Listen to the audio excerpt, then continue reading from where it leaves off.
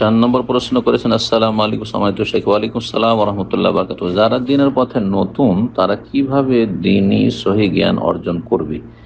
কয়েকজন সহি আকীদার শেখদের নাম বলবেন ইনশাআল্লাহ, যাদের কিতাব পড়ে তাওহীদ, আকীদার মানহাজ বিষয়ের জানা যাবে। জাযাকাল্লাহু খাইরান। যে যারা প্রথম প্রথম এসেছেন দ্বীনের পথে এবং দ্বীনের সম্পর্কে জ্ঞান নেই, মানে সেটা প্রাথমিক জ্ঞান নেই, তাহলে আপনি ছোট ছোট বইগুলি পড়বেন। বিশেষ করে আরব শেখদের, শেখ ইবনে বাজ, শেখ ইবনে উসাইমিন, শেখ আলবানী, শেখ সালেহ ফৌজান, আর তার আগে আপনার শেখ মোহাম্মদ আব্দুল ওয়াহাব রহমতুল্লাহ আলী, এইসব আইম্মায়ে কেরামদের কিতাবগুলি যদি পড়েন, ছোট ছোট পুস্তিকা হয়তো পড়ছেন আপনি, কিন্তু তাতে অনেক তাওহীদ সুন্নাহর জ্ঞান রয়েছে, সহিহ আকীদা মানহাজের জ্ঞান রয়েছে, এতে আপনি নিরাপদ থাকবেন। এসব আইম্মায়ে কেরাম বা উলামায়ে কেরামদের সম্পর্কে সালাফি উলামাদের কোনো দ্বিমত নেই, আলহামদুলিল্লাহ।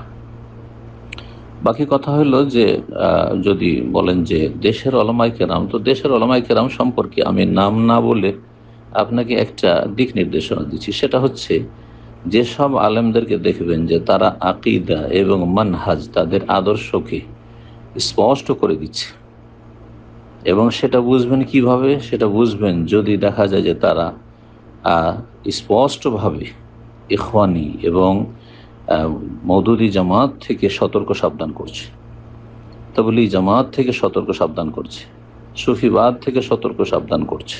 জি, সমস্ত রকমের যেসব বিদাতি ফিরকাগুলি রয়েছে সেগুলি থেকে সতর্ক সাবধান করছে, রাফেজি শিয়াদের থেকে সতর্ক সাবধান করছে।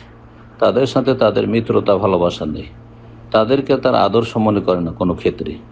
তারা যে পথভ্রষ্ট গুমরাহ, এবং তারা সাহাবাই কেরামদের আদর্শ ছাড়া অন্য আদর্শ অবলম্বন করেছে, বরং সাহাবাই কেরাম উম্মাহাতুল মুমিনিনের তারা চরম শত্রু।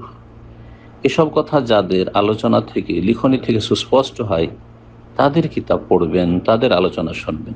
জি, আর যারা এগুলোকে এড়িয়ে যায়, এগুলোর ক্ষেত্রে চুপ হয়ে যায়, এগুলোর ক্ষেত্রে তাদের কোনো রকমের দিক নির্দেশনা নেই, শুধু তারা ফজিলত বয়ান করে অথবা ফিকহি মাসলা মাসাইল বয়ান করে, যেগুলির ক্ষেত্রে আপনার এইসব ক্ষেত্রে মানুষ কোনো দিক নির্দেশনা পায় না, আর তারপরে তাদের অন্তরে আসলে সালাফি মানহাজের উপর বড় জ্বালা রয়েছে, কিন্তু অনেক সময় প্রকাশ করে না দুনিয়ার স্বার্থে। এসব বক্তা, এসব আলোচক, এসব লেখক থেকে সাবধান থাকবে। আশা করি বিষয়টা বুঝতে পেরেছেন।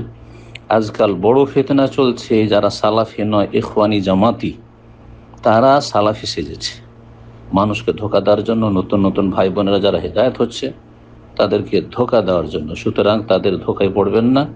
আল্লাহ যেন এসব ফিতনা থেকে হেফাজত করেন।